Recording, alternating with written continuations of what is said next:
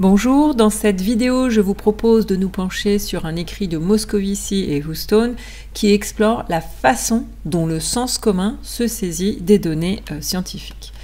Donc nous retrouvons ici la carte mentale qui nous intéresse, dans laquelle j'ai repris cet écrit dont j'ai mis les références dans cette première branche. Et donc dans leur écrit, Moscovici et Houston commencent avec un premier paragraphe qui porte sur ce qu'ils intitulent « Le jeu de la science et le jeu du sens commun ». Ils partent du constat suivant qui est que la science, elle est diffusée et elle s'intègre dans notre quotidien, si bien que on ne compte plus en fait les images et les raisonnements qui sont issus de la science et même donc des sciences, par exemple de la physique avec la relativité, de la biologie, de la médecine, de la psychologie et ainsi de suite. Ce qui amène finalement certaines personnes à voir la science comme une sorte de nouvelle religion du peuple, comme une sorte d'opium du peuple. Notons que finalement quand on recourt à ces images scientifiques, ces mots scientifiques ou encore ces idées scientifiques, eh bien, nous nous comportons en scientifiques maladroits, en fait, en scientifiques non spécialisés, parce que tout simplement, nous sommes loin de penser et de nous conduire selon une méthode logique et rationnelle qui est celle qui est en vigueur dans le monde de la science. Donc, finalement, dans nos échanges humains, dans nos manières de résoudre nos problèmes, en fait, il semble que finalement nous ne pouvons pas jouer le jeu de la science. En fait, nous retenons le contenu de la science, mais nous en modifions la forme et les règles. En fait, nous changeons ce jeu de la science en jeu du sens commun, lequel a sa pensée propre et son langage propre. Donc, la question suivante peut être posée, finalement, comment pensons-nous et comprenons-nous notre monde, finalement? Qu'est-ce que nous faisons donc des informations qui sont véhiculées par la science et des informations qui sont véhiculées par l'expérience commune? Et on peut au passage noter que l'épistémologie scientifique, elle étudie les connaissances scientifiques, tandis que l'épistémologie populaire étudie, elle, les connaissances du sens commun. Donc, demandons-nous finalement comment se fait-il que dans notre quotidien, nous ne jouons pas le jeu de la science? Comment se fait-il que dans nos pensées et nos comportements quotidiens, nous faisons finalement le jeu du sens commun et non pas celui de la science? Alors pour répondre à cette question, il importe de faire la différence entre l'idéal de la pensée, celle qui est conforme à la science et à la raison, et par ailleurs la réalité de la pensée, c'est-à-dire cette pensée ordinaire, cette pensée du quotidien. Pour faire cette différence entre ces deux formes de pensée, il est nécessaire de s'intéresser aux théories qui sont relatives aux représentations sociales, et cela de manière finalement à pouvoir comprendre comment le jeu de la science va devenir en partie le jeu du sens commun. Et donc, poursuivons en notant que dans notre quotidien, nous oscillons finalement entre deux expériences. Une expérience intellectuelle, une expérience rationnelle, donc une expérience intellectuelle rationnelle qui est professionnelle, qui est disciplinée d'une part, et par ailleurs parfois nous oscillons vers une expérience intellectuelle ordinaire et spontanée. En fait, ces deux formes d'expérience intellectuelle, rationnelle d'un côté, ordinaire de l'autre, eh bien elles ont chacune leur logique, elles ont chacune leurs atouts et elles ont chacune leurs limites. Si nous nous penchons pour débuter sur la pensée rationnelle, notons que c'est une pensée qui dispose de rigueur, c'est une pensée qui réfléchit, qui se contrôle, qui énonce des critères qui permettent d'infirmer ou de confirmer ces raisonnements, lesquels sont valables pour tous, en tout temps et en tout lieu. En fait, la pensée rationnelle, elle va permettre de faire des prévisions qui vont avoir un certain degré de certitude. Néanmoins, ces degrés de liberté sont limités puisqu'elle va nécessairement s'appuyer sur des informations qui sont garanties et finalement, elle concerne en fait les personnes qui sont compétentes dans le domaine, qui sont finalement peu nombreuses, ces personnes qui sont les experts ou les spécialistes. Par ailleurs, la pensée ordinaire, c'est, elle, une pensée qui s'acquiert sans formation particulière et qui est très influencée par les croyances antérieures et par les stéréotypes de langage. Et c'est une pensée finalement qui permet d'échapper à la règle, puisque dans cette pensée ordinaire, en fait, les règles vont paraître naturelles, évidentes, en fait, les règles vont de soi, et elles sont utilisées librement, en fait, selon les besoins du moment. Et par ailleurs, la pensée ordinaire, c'est aussi une pensée qui permet d'échapper à l'impersonnalité, puisque finalement, c'est une pensée qui va permettre d'établir des contacts avec quiconque, et cela indépendamment des intérêts, de la formation des protagonistes. Et cette pensée ordinaire, c'est une pensée qui se nourrit et bien finalement d'une marge qui est une marge en science, qui est une science en marge des canaux officiels, que Moscovici et Houston qualifient de science accessible, sucrée et digeste, qui est une science qui finalement devient rien d'autre qu'un bien de consommation. Donc, compte tenu des atouts et des limites de ces deux formes de pensée, notons qu'il est malgré tout difficile de choisir entre ces deux mondes de pensée et de donner la supériorité à l'un de ces mondes de pensée, l'autre devenant alors une simple commodité. Alors, cependant, cette sorte de pensée divisée, donc rationnelle ou standard d'un côté, celle qui recherche le vrai en tout temps, en tout lieu et pour tous, et puis par ailleurs la pensée ordinaire, non standard, celle qui cherche à répondre aux besoins finalement du moment, cette sorte de pensée divisée, eh bien, elle est finalement aussi la conséquence d'une division dans la société. Notons que dans la culture moderne, eh bien, la science s'est énormément différenciée. Il y a tout un tas de branches qui existent en science, et on ne dit d'ailleurs pas la science, mais les sciences. Donc, il y a tout un tas de branches dans le domaine scientifique, mais aussi dans le domaine de la technique, dans celui de l'art, et ainsi de suite. Et puis, par ailleurs, notons aussi que, d'une part, les savoirs élaborés par les spécialistes, eh bien, ils ont tendance à devenir autonomes et finalement à être utilisés par des amateurs, tandis que les traditions populaires, elles tendent à devenir des savoirs et à être étudiées par des spécialistes. Donc tous ces changements et notamment toutes ces scissions au sein du domaine scientifique, technique ou artistique, eh bien ces changements ont mené à une utilisation particulière des découvertes qui ont pu être faites par l'humain sur la nature, et finalement ce sont ces changements qui ont mené finalement à une sorte de société bifurquée avec une minorité finalement de spécialistes et une majorité d'amateurs qui sont en fait des consommateurs de connaissances sucrées et qui disposent d'une éducation succincte bâtie finalement sur les médias. Donc cette opposition finalement que l'on propose entre d'une part une pensée standard, la pensée avertie du scientifique, et d'autre part une pensée non standard, donc la pensée naïve de l'humain de la rue, eh bien cette opposition elle est moins d'ordre logique, moins d'ordre organique que d'ordre finalement social. Elle est surtout finalement plus d'ordre social. Intéressons-nous plus spécifiquement au sens commun. En tout cas, notons que le sens commun, dans le cadre de la théorie des représentations sociales qui a été développée par Serge Moscovici, eh bien, ce sens commun, il correspond finalement à un corpus de connaissances qui sont reconnues par tous. On peut dire que le sens commun, il correspond finalement à des traditions partagées. Et ce sens commun, finalement, ce corpus de connaissances, en fait, s'est construit sur la base des observations et des réflexions qui ont été faites par les humains au fur et à mesure des générations. Donc, il s'agit là, dans cette description, d'un sens commun de première main. Par ailleurs, notons que le travail de la science est un travail qui va transformer par la raison tout ce qui a pu être accumulé par la tradition. Autrement dit, on peut envisager le travail de la science comme étant un travail qui va soumettre à l'expérience ce qui, au départ, n'était assujetti que à la pratique finalement et au groupe. Et en cela, on peut d'une certaine façon dire que la science, ce serait une sorte de sens commun systématisé.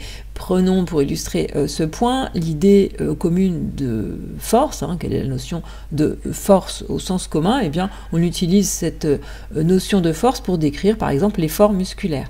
Eh bien, dans le domaine de la science, la notion de force est devenue un concept mathématique. Notons cependant que le propre de la science, ce n'est pas de partir du sens commun, c'est finalement quand même surtout de rompre avec le sens commun, c'est finalement de démonter ce sens commun. Et en faisant cela, la science, enfin en tout cas ce travail scientifique, ce qui est propre à la science, va en retour changer les individus et leur vie. Alors remarquons que les idées scientifiques, les notions ou encore les images scientifiques, eh bien, sont des éléments qui vont diffuser via les livres, via les journaux, via les médias. Et ça va diffuser finalement dans le bagage intellectuel de l'individu de la rue, ce qui fait que chacun a une connaissance, alors plus ou moins vague, de ce qu'est par exemple la relativité, de ce qu'est la psychanalyse, de ce qu'est l'ADN et ainsi de suite. Il existe finalement par rapport à tous ces éléments scientifiques une espèce de boulimie. Il y a une boulimie, donc des nouvelles qui émanent de la science, qui tend même à dépasser l'avidité que les individus peuvent avoir vis-à-vis des informations politiques. Et cette espèce de boulimie, finalement, pour la science, elle s'explique par une envie assez puissante, qui est l'envie d'avoir ces compétences qui sont propres à la société, qui est l'envie aussi de comprendre ce que sont les choses en réalité, l'envie de donner un sens à sa vie, de maîtriser sa vie, et puis finalement l'envie, voire même peut-être le besoin de répondre à des questions fondamentales comme qu'est-ce que la vie, qu'est-ce que la matière. Donc finalement, tous ces motifs, eh bien, toutes ces envies, ce sont elles qui nous amènent à incorporer à notre pensée courante les connaissances scientifiques. Donc finalement, cette boulimie pour les nouvelles qui émanent de la science, eh bien, c'est comparable à une drogue qui va engendrer une sorte d'accoutumance, aussi bien chez l'individu de la rue que chez le chercheur, qui ont tous deux le désir de savoir et le désir de participer finalement à l'aventure des sciences. Alors, il se trouve que dans ce processus boulimique, eh bien, les connaissances scientifiques, qui sont donc des connaissances qui sont vues comme dignes de conscience, puisque la science est vue comme une autorité légitime, eh bien, il se trouve que ces connaissances scientifiques, elles sont détachées en fait des contraintes rigoureuses de la méthode scientifique. Et ces connaissances scientifiques, elles vont se mélanger les unes avec les autres, parce que pour l'individu de la rue, il y a finalement la science, tandis que pour les spécialistes, il y a les sciences. Les spécialistes vont parler des sciences, des différentes branches qui existent dans le domaine scientifique. En tout cas, c'est ainsi qu'émerge une sorte de nouveau sens commun qui dérive de la science, qui est empreint d'une sorte de vernis de raison, mais qui n'est finalement qu'un savoir de seconde main, qui est finalement un produit déformé des recherches scientifiques.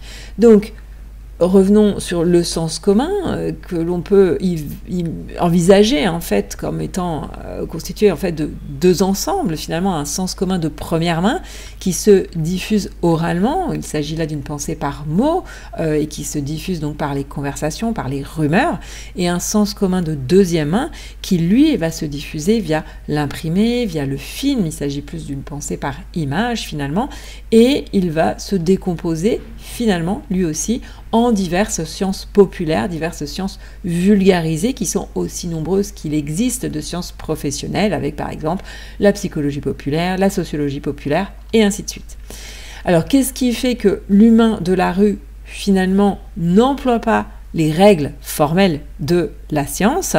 Eh bien, on a à un moment donné pensé que c'était les lois de la pensée humaine finalement qui faisaient qu'effectivement l'individu ne pouvait employer les règles formelles de la science, mais cela peut être invalidé par le fait que le scientifique est de la même espèce que l'humain de la rue, et il est capable d'utiliser finalement ces règles formelles dans le cadre de son travail, dans son travail de scientifique.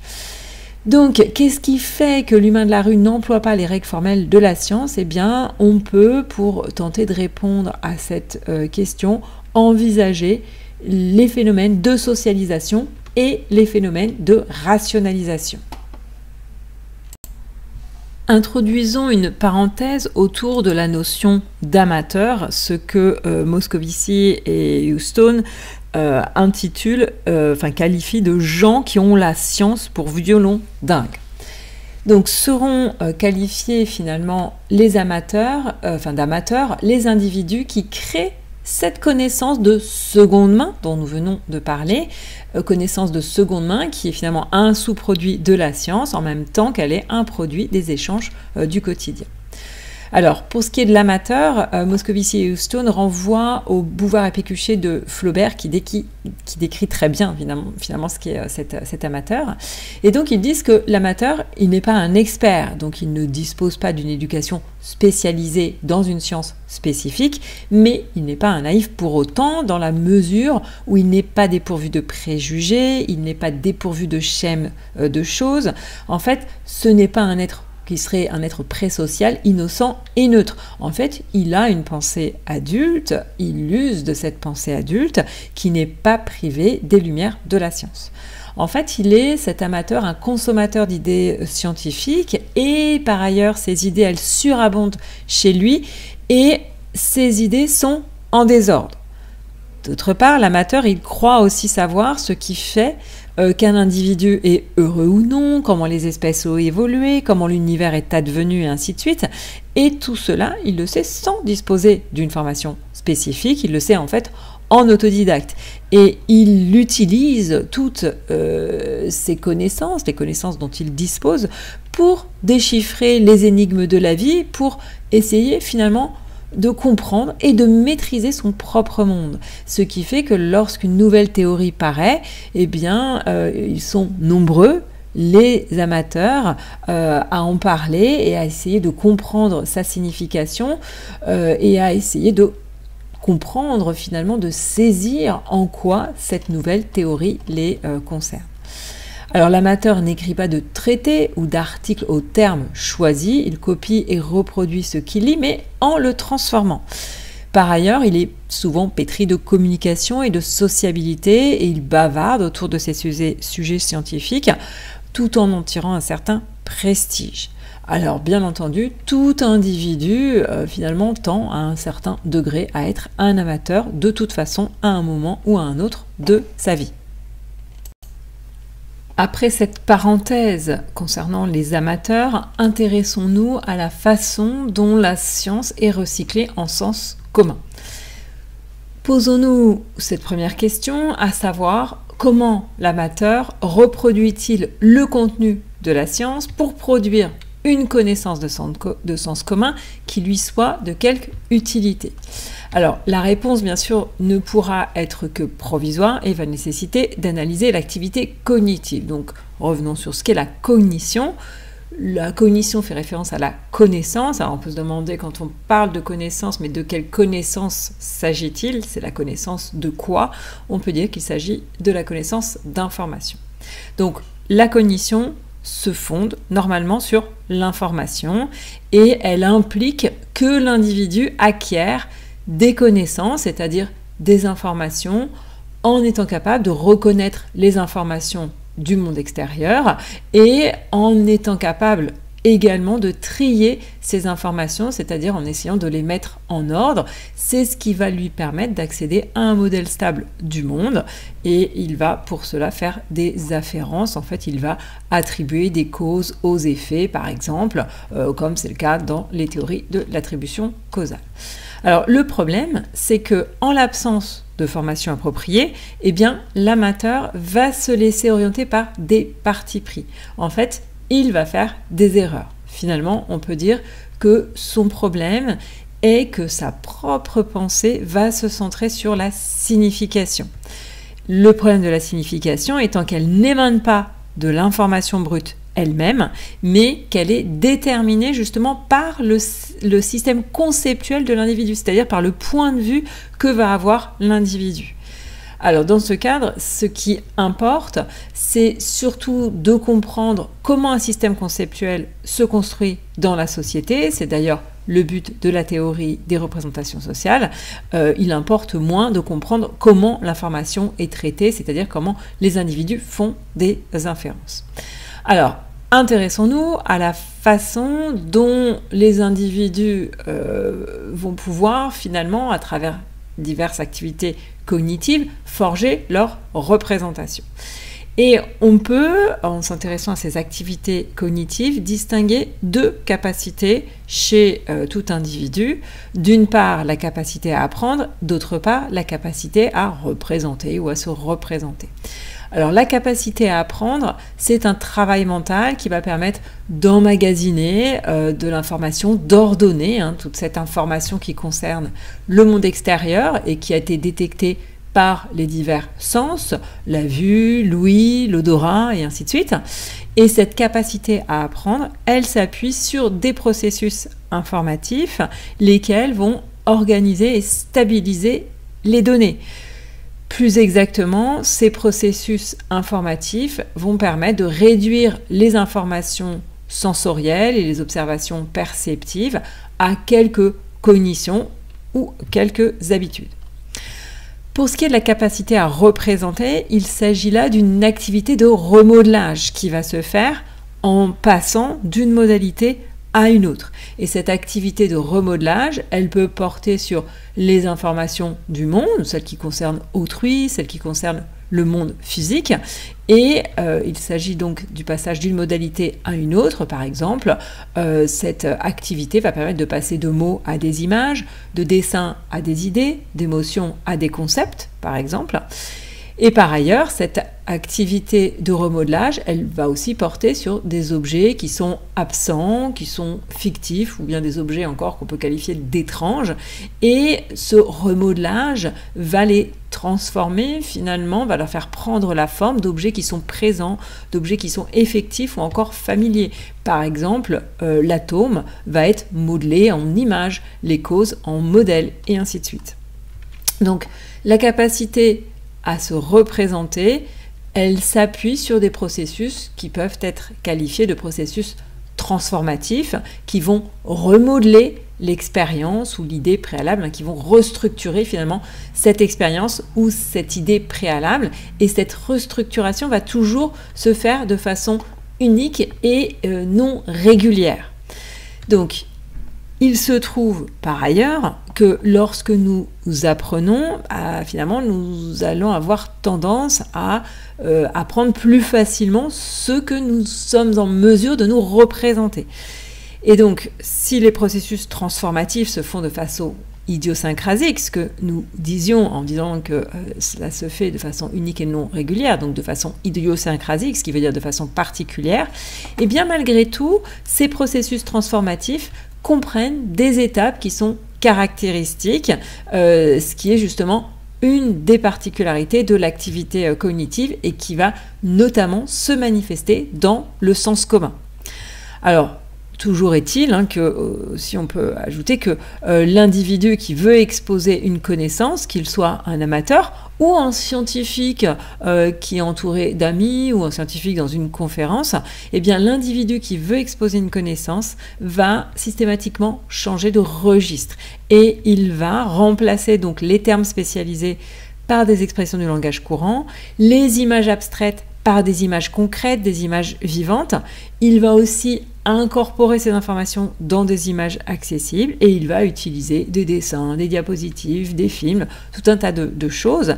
En tout cas, ce sont donc toutes ces opérations banales de transformation qui vont se faire et qui peuvent aller loin, qui justement parce qu'elles vont loin, vont produire des copies plus ou moins simples, en fait, d'une somme de connaissances, des copies donc plus ou moins simples de la réalité, et les représentations justement figurent parmi ces copies, et ces représentations sont finalement plus apparentées au processus transformatif que au processus informatif. Avant de poursuivre avec les processus transformatifs, revenons à l'amateur. L'amateur qui fait face aux données surprenantes issues de la science, laquelle décrit objectivement le monde animal, le monde physique, avec par exemple les étoiles, et laquelle décrit finalement avec une richesse qui dépasse souvent notre imagination ordinaire. En fait, la réalité est souvent bien plus étrange que nous la concevons et que nous ne pouvons la concevoir. Donc l'amateur va tout simplement tenter de domestiquer, c'est-à-dire de rendre familières toutes ces données surprenantes. En fait, il va tenter de les incorporer à la prose de sa vie en se formant une représentation. Et les conséquences pratiques sont que sa représentation, elle déforme parce que elle transpose, enfin l'individu finalement transpose les nouvelles connaissances scientifiques dans l'ordre existant de ses idées et de ses réalités, c'est-à-dire qu'il ne change pas de perspective, il n'adopte pas la perspective du scientifique. Et Moscovici et Houston l'illustrent avec le conte de Flatland, dans lequel les personnages sont des formes géométriques et donc dans lequel un hexagone qui est le petit-fils d'un carré évoque l'existence d'une troisième dimension. Idée que le carré trouve tout à fait absurde, mais un jour, le carré rencontre une sphère et ses idées étant ébranlées, il s'écrie « c'est de la folie » ou « c'est l'enfer ». Et la sphère lui dit « ni l'un ni l'autre, c'est la connaissance, ce sont les trois dimensions, ouvre les yeux et efforce-toi de bien regarder ». Voilà, donc concernant ces processus transformatifs sur lesquels nous allons nous pencher à présent, existent d'une part les processus transformatifs externes qui décrivent les changements subis par les théories scientifiques pour devenir justement des représentations du sens commun, et existent également les processus transformatifs internes qui correspondent aux transformations qui vont se réaliser à l'intérieur des représentations elles-mêmes. Commençons avec les processus transformatifs externes, qui peuvent se résumer en fait en trois grands processus, en commençant donc par la personnification. Nous envisagerons ensuite la figuration, puis l'ontisation. La personnification peut être illustrée avec la situation suivante. En fait, on parle de personnification quand une théorie est rendue concrète en étant associée à un nom. Par exemple, la psychanalyse, qui est associée à Freud, la relativité à Einstein, le conditionnement à Pavlov. Et de cette manière, via la personnification, la théorie va acquérir une réalité sociale qui va être perceptible. Elle va être associée à un groupe social ensuite qui est identifié. Par exemple, la psychanalyse aux psychanalystes. Donc, on peut insister sur l'écart entre finalement la marche de la connaissance scientifique qui tend vers l'impersonnel et finalement ce qui se produit dans cette transformation avec la personnification qui va tendre au contraire vers le personnel. Concernant la figuration, il s'agit là d'une substitution à un concept, donc d'une substitution par une image à un concept, ou bien d'un surajout d'image qui va être fait à un concept. Et via la figuration, une notion scientifique, qui par exemple dans son cadre d'origine peut être une équation, eh bien via cette transformation qui est la figuration, la notion scientifique, dans le cadre d'accueil du sens commun, peut devenir une quasi-métaphore, un diagramme, une image sensorielle, si bien qu'au final, cette notion peut presque être vue. C'est le cas avec la notion de force, qui en fait, dans les sciences physiques, est ni plus ni moins qu'une relation entre la masse et l'accélération, et qui va prendre le sens d'effort musculaire dans la mécanique populaire. Donc on a bien là un déplacement qui se fait dans le domaine figuratif, et on peut souligner le fait que toute représentation, finalement, elle tient d'abord et surtout de notre imagination, que l'imagination l'enrichit et la concrétise, et la représentation acquiert ainsi un grand pouvoir sur nos pensées et nos perceptions. Le troisième processus est l'ontisation. Il s'agit d'un mécanisme qui va porter sur les relations.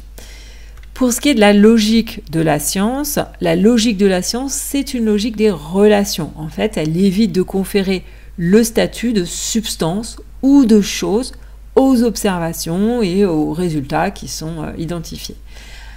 Alors que une représentation, elle, va tendre à faire correspondre aux idées, aux mots, des choses, des qualités, des forces. Et on peut dire qu'une représentation, de ce fait, elle tend à ontiser. En fait, ce qui n'est qu'une logique ou que du verbal, avec la logique de la science, eh bien, via l'ontisation, ces éléments vont se voir conférer une certaine épaisseur. Donc l'ontisation tend à conférer une sorte d'épaisseur de réalité à une idée. Remarquons que c'est le terme ontisé que Moscovici et Huston ont retenu plutôt que d'autres termes déjà existants comme chosifié, réifié, substantialisé ou hypostasié, tout simplement parce que ces termes ont une dimension négative et que ce n'est pas le cas du terme ontisé. Donc l'ontisation, elle a une importance cognitive dans la mesure où elle fixe les notions, dans la mesure aussi où elle simplifie la représentation intellectuelle, elle la simplifie dans la mesure où à chaque notion va correspondre une chose. Donc on assiste bien ici à un raccourcissement des chaînes logiques, donc on les raccourcit et en les répétant, on a finalement l'impression de comprendre. Il l'illustre avec le concept de nature. Le concept de nature, en fait, il est rarement considéré comme une construction sociale qui est intégrée dans un système de relations et souvent, finalement, associé à des paysages, à des produits alimentaires qui sont plutôt bénéfiques et ainsi de suite. Donc, tandis que dans la science, c'est la relation qui est tout, eh bien, dans le sens commun, ce sont les substances et les choses qui sont partout.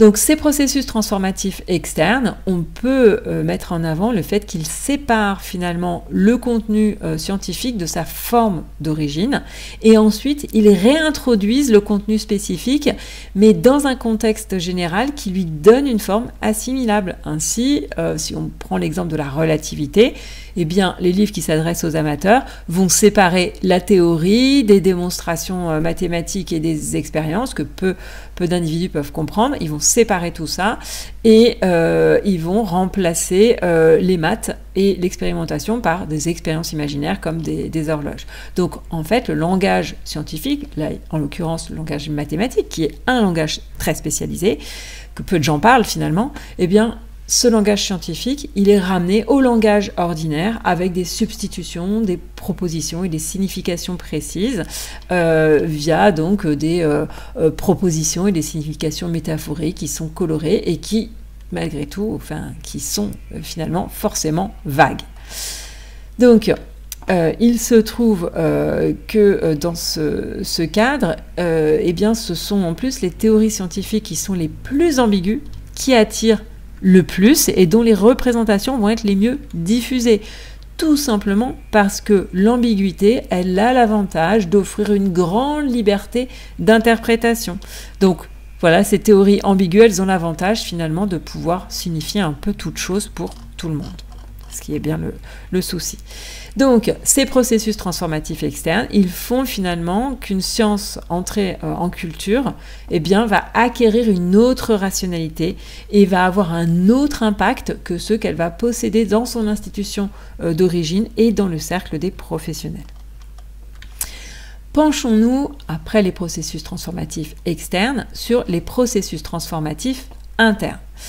Donc, nous avons pu noter que les représentations, elles jouent le rôle de théorie et finalement leur but est de montrer comment les choses fonctionnent et leur rôle va être, à ces représentations, trois choses: de décrire, de classer, puis d'expliquer. Contrairement à la science, au contraire, insiste sur l'incertitude de ces concepts et de ces expériences et elle met en garde contre tout saut pressé qui serait fait vers une explication. En fait, la science ne cherche pas à répondre au pourquoi et seulement au comment. Donc, les individus, donc les non-spécialistes, vont sortir justement du cadre de la science et ils vont surestimer la certitude et la consistance de la science. Et ils vont donner un contenu unitaire à chaque représentation. En fait, ils vont passer allègrement du comment au pourquoi, alors que dans la science, une théorie peut être uniquement descriptive ou uniquement classificatoire ou uniquement explicative. Donc, le processus interne va se traduire, ou les processus internes vont se traduire par la transformation finalement quasi automatique de la description, qui est véritablement la composante qui prédomine dans le domaine de la science. Et donc, ces processus internes se traduisent par la transformation de la description, finalement, directement en explication, l'explication étant la composante qui prédomine dans les représentations. Pourquoi ? Parce que l'explication va, d'une certaine façon, droit au cœur de l'humain. Donc, la représentation du sens commun, à travers justement cette dimension explicative, va au final avoir en quelque sorte réponse à tout. Alors une représentation, elle va finalement jouer les 3 rôles d'une théorie, et Moscovici et Houston l'illustrent avec les recherches faites autour donc des fonctions cognitives, et notamment des recherches qui ont montré l'existence d'une latéralisation de certaines fonctions cognitives, hein, ce qui a été notamment issu des travaux de Myers et Sperry et poursuivi par Gazzaniga. Donc, à l'issue de ces travaux, il a été finalement constaté, décrit finalement, que l'hémisphère cérébral gauche maîtriserait plus de connaissances verbales et analytiques, tandis que le droit maîtriserait davantage certaines dimensions perceptives et plus globales.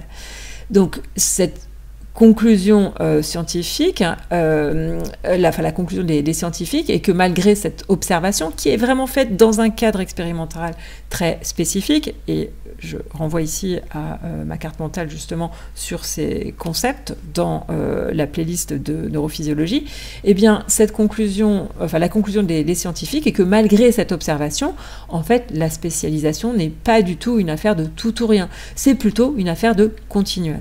Et la théorie élaborée par les scientifiques est uniquement descriptive, il n'y a aucune dimension classificatoire, aucune dimension explicative.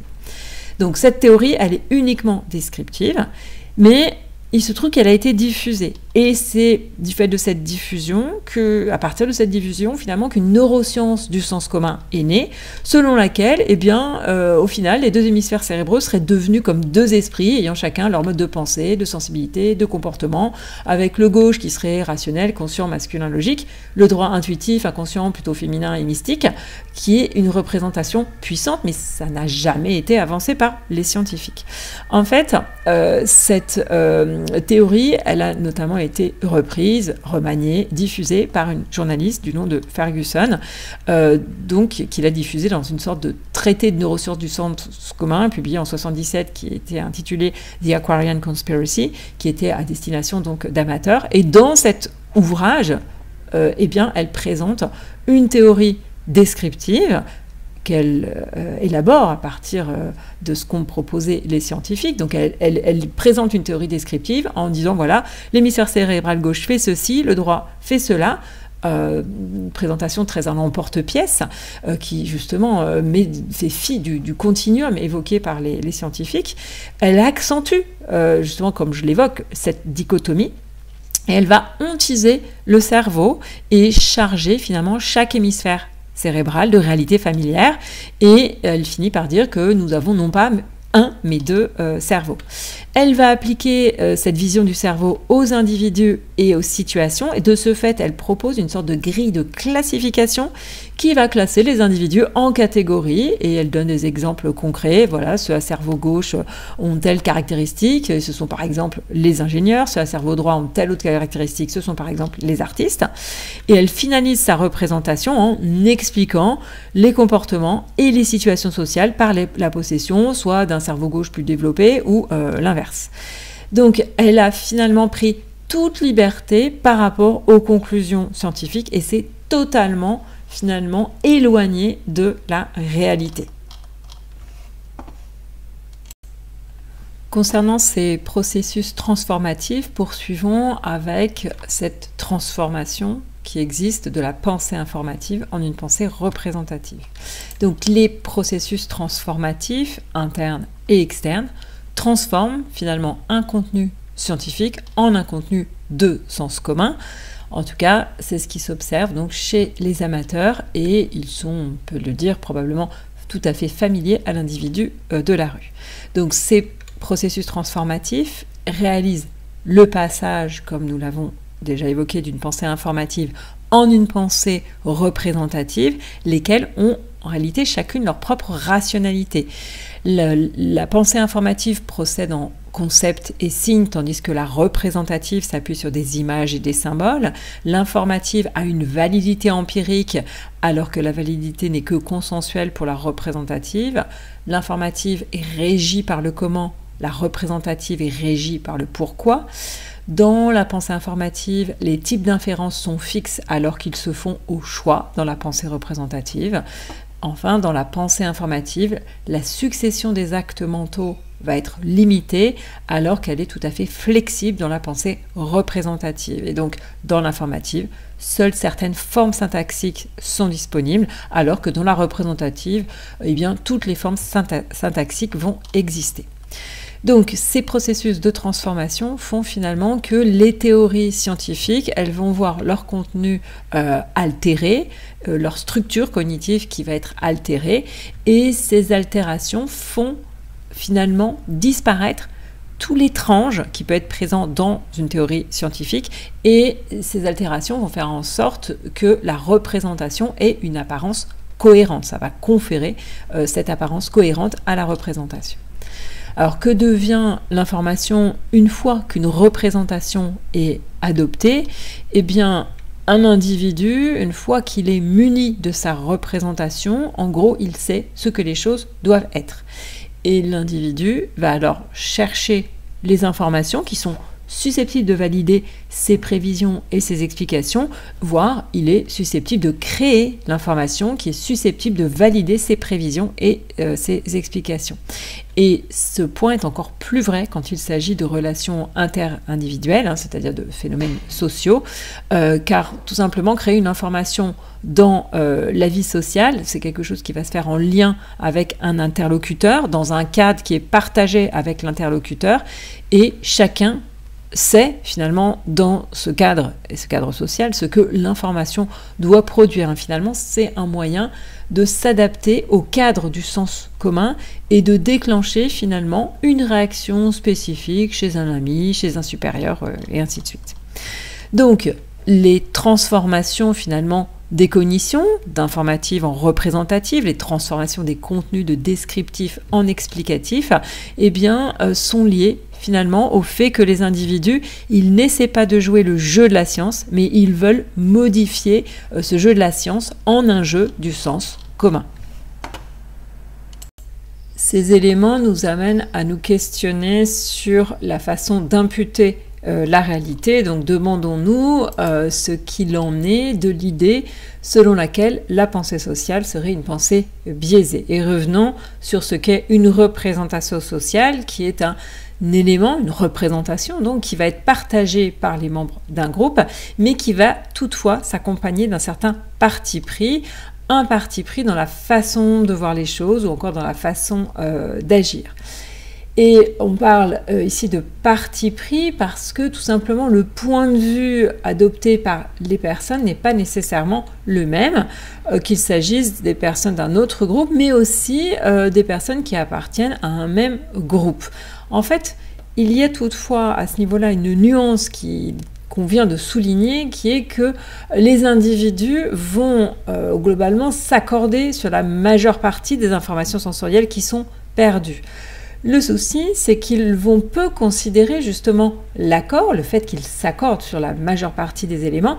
Ils vont finalement surtout remarquer le désaccord qui pourtant ne porte que sur une partie étroite de l'expérience. Si bien que nous en venons à nous questionner sur la manière dont nous arrivons au final à des visions différentes de la réalité, et nous pouvons nous demander mais finalement qu'est-ce qui est réel ? Donc, comment ce parti pris, finalement, est-il possible? Alors, il l'est par plusieurs mécanismes. On peut évoquer pour commencer un mécanisme de déformation ou d'aveuglement, le fait de refuser de voir la réalité, de voir les choses telles qu'elles sont, ou le besoin de déformer la réalité pour qu'elle soit en accord avec nos désirs ou encore nos intérêts. Ce parti pris peut aussi émerger d'une sélection, parce qu'un individu peut accepter certaines informations et rejeter d'autres informations. En fait, les individus vont réaliser une sorte de filtrage selon leurs croyances, leurs préjugés, qui vont orienter justement leur attention. Ainsi, on peut évoquer ce qui se passe quand on va, à partir d'informations partielles, de données partielles, faire des généralisations, ou on peut aussi l'illustrer avec le phénomène de la rétention qui va consister à retenir uniquement les informations qui émanent de son propre groupe en rejetant les autres. D'autre part, le parti pris peut aussi être présent de par l'ambiguïté des informations. C'est-à-dire du fait que l'individu ne sait pas vraiment quel est le degré de vérité d'une information ou quel est le degré de définition d'une information. Il ne sait pas vraiment finalement quelle est la réalité qui va être cachée derrière des mots, par exemple derrière le mot ADN. Donc, face à ces éléments, ces choses que l'individu ne sait pas, il ressent une incertitude et il va tout simplement s'appuyer sur les représentations sociales qui sont un petit peu des sortes de cartes d'identité pour savoir finalement ce qu'il en est. On peut illustrer cette ambiguïté des informations, ce processus qui repose sur l'ambiguïté des informations, avec l'exemple suivant, celui d'une personne qui présente des maux de tête, différents troubles et des douleurs, sans présenter de symptômes physiques apparents. Eh bien, les individus qui vont s'appuyer sur des représentations sociales différentes vont élucider différemment le cas. Par exemple, pour certaines personnes, cette personne qui souffre de maux de tête et ainsi de suite va être un malade imaginaire et donc le cas sera une fiction pour ces individus qui s'appuient sur une représentation organique de la maladie. Par contre, pour d'autres personnes, la personne va présenter en fait de l'anxiété et donc le cas va être une réalité pour ces individus parce que pour eux, ils vont s'appuyer sur une autre représentation qui est une représentation psychologique de la maladie. Donc, dans ce cas, les informations elles ne sont pas déformées, elles ne sont pas sélectionnées, elles sont finalement classées différemment et ensuite, selon les représentations dont on dispose, celles qui ne correspondent pas à la représentation vont avoir un degré moins de réalité et celles qui correspondent finalement à la représentation vont avoir un plus fort degré de réalité. Donc c'est lié à la façon dont les informations vont être classées. Donc ce parti pris, il s'explique finalement par la déformation, par l'aveuglement et par donc cette ambiguïté, c'est par ce classement différent, puisque selon les représentations qui existent chez les individus, comme nous venons de le dire, les informations ne sont pas classées de la même façon, elles n'ont pas le même poids factuel, et de ce fait, il va émerger une certaine divergence interindividuelle. Ils vont se faire jour en fait un certain nombre de malentendus. Ce qui finalement est un fait pour un individu va devenir une opinion ou une fiction pour un autre individu. D'où du reste une question assez fréquente dans les échanges humains avec les individus qui parfois ponctuent leurs échanges de « mais au fait, que voulez-vous dire ?» Alors, plusieurs processus ont pour effet d'imputer un certain degré de réalité aux éléments d'une représentation. Commençons avec l'autorité d'un individu, d'un groupe ou encore d'un livre qui va déclarer, donc sur la base de sa compétence, qu'une information traduit un état de fait. Donc, en gros, qu'à une notion correspond finalement une chose. Eh bien, cette déclaration, elle ne peut être tenue finalement pour fait que si elle est indiscutable. Si elle est discutable, elle devient une opinion. C'est le cas, par exemple, dans un tribunal où une déclaration va perdre son statut de fait à partir du moment où elle va être discutée. À ce moment-là, elle va devenir une opinion et c'est donc finalement la mise en concurrence des déclarations qui va en changer le statut. Et donc, dans notre société, il se trouve que la science, elle est investie d'une autorité sans faille, puisqu'elle est censée se baser uniquement sur des faits, d'où le fait que toute notion scientifique va finalement être gratifiée de réalité. Et pour l'individu de la rue, même si une notion est pour lui insaisissable, eh bien, il va reconnaître à cette notion une existence qui est même plus solide que ne le veulent les scientifiques. Autre processus qui impute un certain degré de réalité aux éléments d'une représentation, c'est la réduction. En fait, pour qu'une information soit créditée de réalité, cette information doit être associée donc à une autorité reconnue et elle doit être aussi replacée dans une série d'autres informations qui ont été reconnues. En fait, le sens commun va anticiper l'unanimité des expériences et anticiper cette unanimité vaut confirmation pour le sens commun. Donc, face à une nouvelle information, que fait l'individu? Eh bien, au lieu de rejeter l'information ou de modifier son jugement, il va tenter tout un tas de manœuvres pour essayer d'imputer une réalité à une information qui est nouvelle. Il va tenter d'établir une équivalence entre l'information nouvelle et un élément de représentation qui est devenu une partie du sens commun. Par exemple, si nous revenons à cette théorie du cerveau partagé, elle est mise en lien donc avec une représentation populaire, celle de deux esprits, et une fois que cette équivalence est établie, eh bien, l'idée de deux esprits dans un même cerveau peut acquérir le statut d'un fait. Par ailleurs, la minimisation va aussi imputer une certaine réalité à une information nouvelle. Donc c'est le fait, dans ce cas-là, de minimiser les différences entre une version de l'information aux sciences scientifiques et une version de l'information dans le sens commun. Par exemple, pour ce qui est de la cure par la parole. Pour la majorité des individus, la cure par la parole est jugée illusoire parce qu'un acte médical est censé se faire avec des instruments et des médicaments. Pour des personnes de confession catholique, eh bien, elle peut plus facilement être créditée d'une efficacité, cette cure par la parole, parce qu'elle peut être rapprochée de la confession, et la cure par la parole peut être vue comme une sorte de version profane de la confession. Et c'est ce rapprochement qui donne une dimension concrète et réelle à cette notion. Par ailleurs, l'imputation de la réalité peut se faire via l'application d'un schéma de réduction. En effet, toute représentation a un schéma de réduction qui est composé d'images ou de notions, et quand on applique un schéma de réduction, eh bien, on applique en fait ces images ou ces notions donc d'une représentation à une nouvelle information. C'est le cas par exemple de la représentation mécanique du corps. On va appliquer donc l'image d'une machine et puis les notions de force et de mouvement. Et donc ces termes s'adaptent et donc la représentation du corps comme une machine va finalement être vue comme un fait. Mais tout ce qui, au final, du corps ne va pas rentrer dans cette représentation va être vu comme fictif et mis de côté. Donc, au final, on peut dire que par réduction, une partie de l'information va se voir imputer une réalité.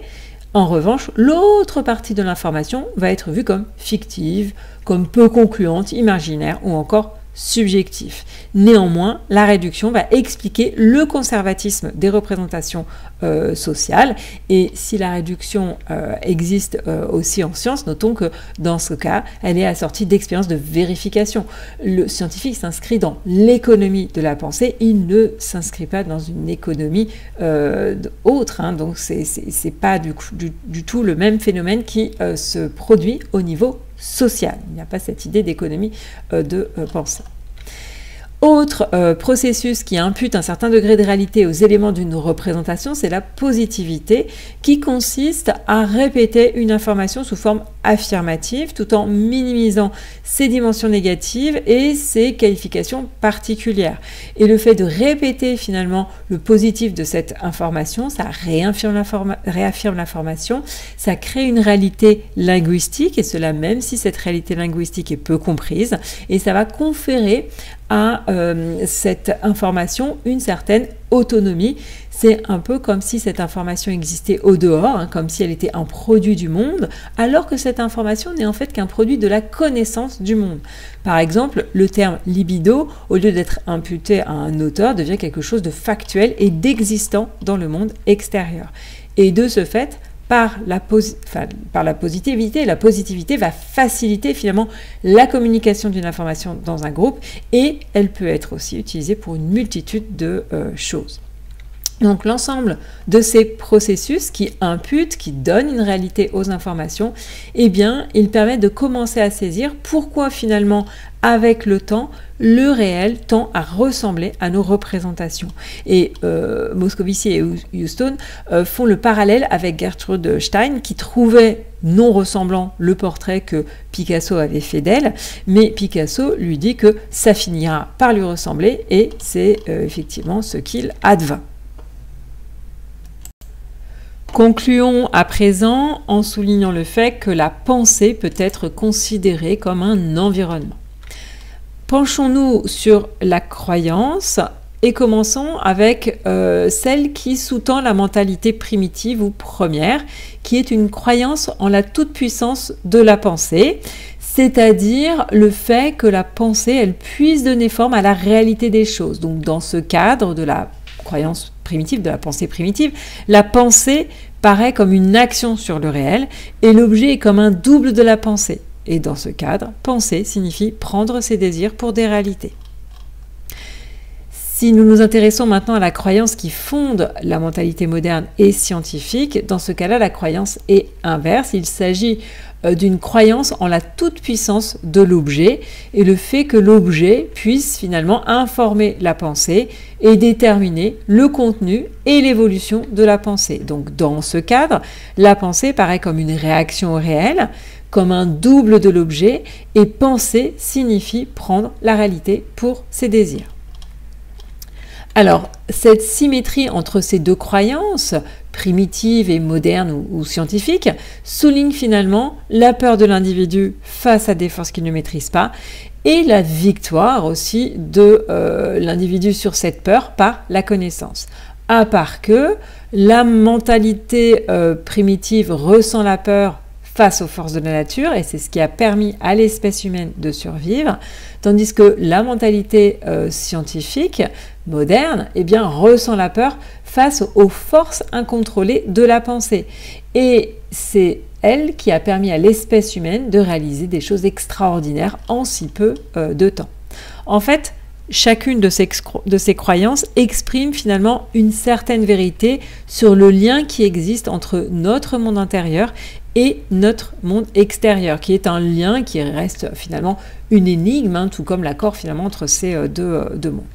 Mais cette énigme, elle déconcerte toutefois moins si on considère que les représentations sont toujours présentes dans toutes les perceptions, dans tout acte, toute émotion, et que les représentations, finalement, elles transforment la masse d'instincts et d'organes en un univers humain qui est ordonné.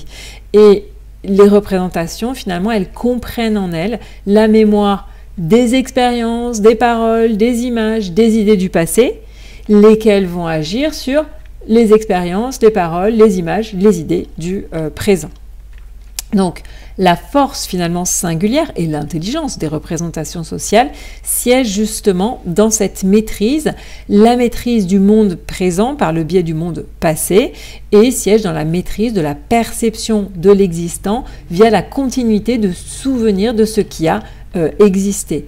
Donc si les représentations ont une autonomie par rapport au monde extérieur, elles ont aussi une dépendance par rapport au corps, par rapport à la mémoire et finalement par rapport au monde intérieur.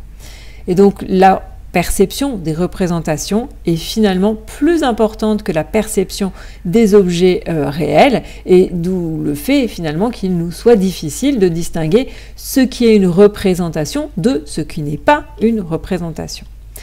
Donc, ces représentations sociales, elles composent le sens commun, elles forment le sens commun, elles transforment les informations des objets et des individus du monde extérieur, et nous appliquons justement à ces objets du monde extérieur les représentations de notre groupe social, en oubliant que ces objets pourraient être d'autres représentations et en oubliant le fait aussi que nous ne pouvons finalement pas échapper à nos représentations. On ne peut pas échapper à nos représentations comme nous ne pouvons pas non plus échapper à notre anatomie ou à notre physiologie. Donc ces représentations sociales, elles constituent finalement autour de nous un environnement où le physique et le social fusionnent. Et donc ces représentations sociales sont les facteurs constitutifs de la réalité sociale, tout comme les particules et les champs invisibles sont des facteurs constitutifs de la réalité physique. En allant sur mon site drpnevu.free.fr et en cliquant ici sur les vidéos de psychologie, vous pouvez au bas de cette page télécharger la carte mentale que je viens de commenter au format PDF. Vous pouvez aussi accéder à l'ensemble de mes autres vidéos. J'en ai fini avec cette carte mentale et je vous dis donc à bientôt pour une prochaine vidéo.